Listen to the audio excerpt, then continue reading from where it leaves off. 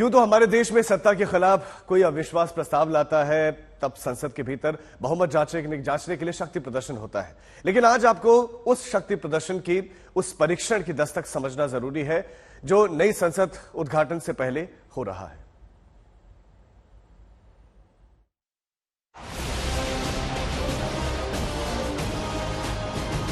तीन दिन पहले की बात है, भारतीय प्रधानमंत्री ऑस्ट्रेलिया के प्रधानमंत्री के साथ कार्यक्रम में पहुंचते हैं। भारतीय प्रधानमंत्री के लिए आयोजित इस समारोह में क्या सिर्फ ऑस्ट्रेलिया के प्रधानमंत्री मौजूद रहे? जवाब है नहीं। जवाब पूरा सुनने के लिए अब आप प्रधानमंत्री का ऑस्ट्रेलिया में दिया गया संबोधन सुनिए। ऑस्ट्रेलिया के प्रधानमंत्री और मेरे प्रिय मित्र हिज एक्सेलेंसी अल्बनीज़ी, ऑस्ट्रेलिया के पूर्व प्रधानमंत्री हिज एक्सेलेंसी स्कॉट मॉरिसन,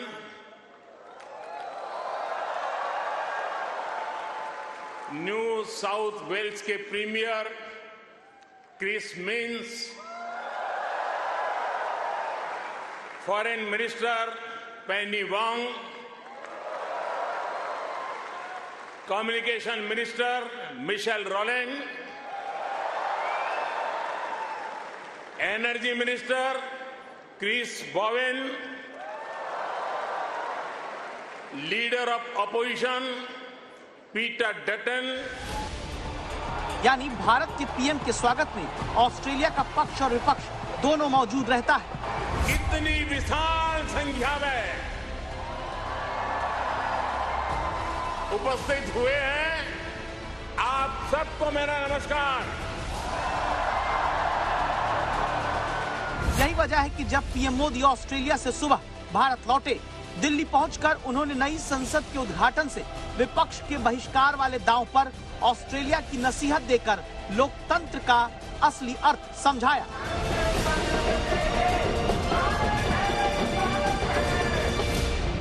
भारतीय समुदाय का जो कार्यक्रम था, वहां ऑस्ट्रेलिया के प्रधानमंत्री का आना गौरव की बात थी। लेकिन इतना ही नहीं, उस समारोह में पूर्व प्रधानमंत्री भी थे। उस समारोह में पूरी अपोजिशन पार्टी के मेंबर्स थे, रूलिंग पार्टी के मेंबर्स थे।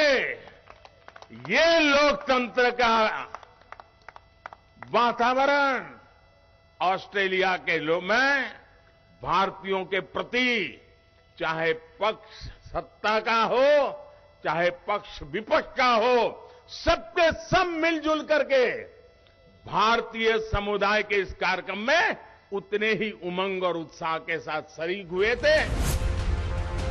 प्रधानमंत्री लोकतंत्र के सम्मान की ये नसीहत विपक्ष के उन 21 दलों को दे रहे हैं जिन्होंने तय किया कि नई संसद का उद्घाटन राष्ट्रपति के हाथों न करा के लोकतंत्र की आत्मा को मारा जा रहा।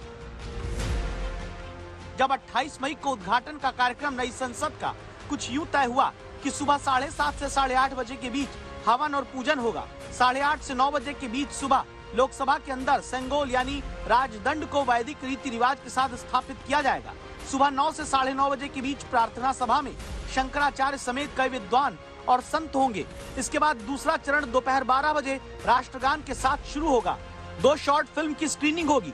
फिर डिप्टी चेयरमैन राज्यसभा के उपराष्ट्रपति और राष्ट्रपति का संदेश पढ़ेंगे। राज्यसभा में विपक्ष के नेता का संबोधन होना है। लोकसभा के स्पीकर का संबोधन होगा। सिक्के और स्टैंप रिलीज होंगे। इसके बाद प्रधानमंत्री का संबोधन होगा। दोपहर 2:30 बजे कार्यक्रम का समापन होगा। लेकिन जब एक तरफ संसद के उद्घाटन का कार्यक्रम तय हुआ, तब विपक्षियों के मन में भारत की नई संसद को लेकर अलग ही कार्यक्रम चल रहा। नीतीश की पार्टी ने तो ये तक कह दिया कि सरकार बदलेगी तो नई संसद में कुछ और काम कराएंगे। संसद भवन का बहिष्कार किया गया है।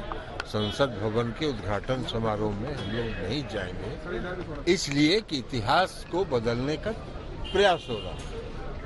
अब ये इतिहास बदलने में उनके भागीदार नहीं होंगे। राष्ट्रपति को अगर संसद भवन बना ही था तो राष्ट्रपति को बुलाना चाहिए था, प्रधानमंत्री को मिलेगा, इसलिए हम लोग उसका बहिष्कार।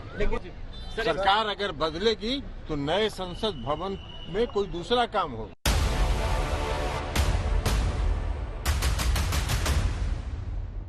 ये बयान अपने आप में चौंकाता है इस सवाल के साथ कि जिस देश की नई संसद का शुभारंभ होने जा रहा उसे अपनी सरकार बनने पर संसद तक ना मानने की तैयारी कुछ दलों ने कर ली है।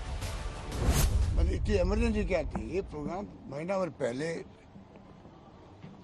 घोषित होता, उसके बाद में उसकी तैयारी होती, तमाम देश के गवर्नर्स आते, पूरे देश के मुख्यमंत्री पहुंचते वहां पर, विधायक पहुंचे तो कोई बड़ी बात नहीं थी, अच्छा ही होता। ये ऐसे भवन तो बार बार बनते नहीं है, 100 साल में एक बार बनते होंगे। तो मेरा मतलब उस गरिमा के साथ में इस प्रोग्राम की उद्घाटन की घोषणा नहीं हुई। विपक्षी दलों के द्वारा जिस प्रकार की बयानबाजी हो रही है वो अत्यंत ही दुखद और गैर जिम्मेदाराना है। लोकतंत्र को कमजोर करने वाला है। वैक्सीन से लेकर 3 कृषि कानून तक, अग्निवीर से लेकर ईडी सीबीआई के छापों तक, हिंडनबर्ग से लेकर पेगासस तक, ईवीएम से लेकर इलेक्शन तक, दर्जन भर मौके ऐसे देश में पिछले 9 साल में आए जब विपक्ष ने नरेंद्र मोदी के खिलाफ एकजुट होकर विरोध किया, लेकिन कामयाबी सत्ता के गणित में उन्हें नहीं मिली। नई संसद के बहिष्कार और समर्थन के बीच शक्ति परीक्षण की सियासत में जीत कौन रहा है, इसके परिणाम का पार्ट 2 अब आप आगे देखिए।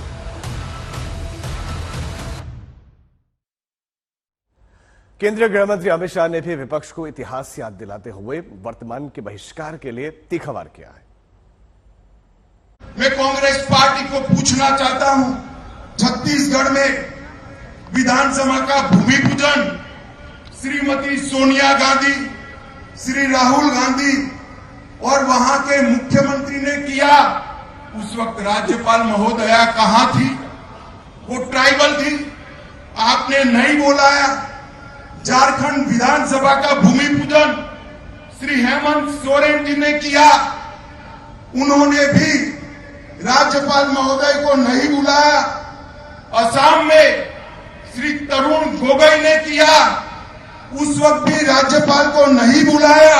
मैं आज कांग्रेस के मित्रों को पूछना चाहता हूं, जब आप करते हो तब ये सब कुछ ठीक होता है, और जब भारतीय जनता पार्टी करती है, मोदी जी करते हैं, आपकी वक्र दृष्टि इसका बहिष्कार करती है। ये बॉयकॉट सिर्फ बॉयकॉट के नाम पर नहीं हो रहा है, ये इसलिए हो रहा है क्योंकि ये लोकतंत्र पर बहुत बड़ा प्रहार है। और आपको समझाती हूँ कैसे। संविधान का अनुच्छेद 79 साफ तौर से कहता है कि संसद का मतलब है राष्ट्रपति, राज्यसभा और लोकसभा, और उसी राष्ट्रपति को उद्घाटन के हक से वंचित रखना गलत है, उनका घोर अपमान है, लोकतंत्र पे प्रहार है।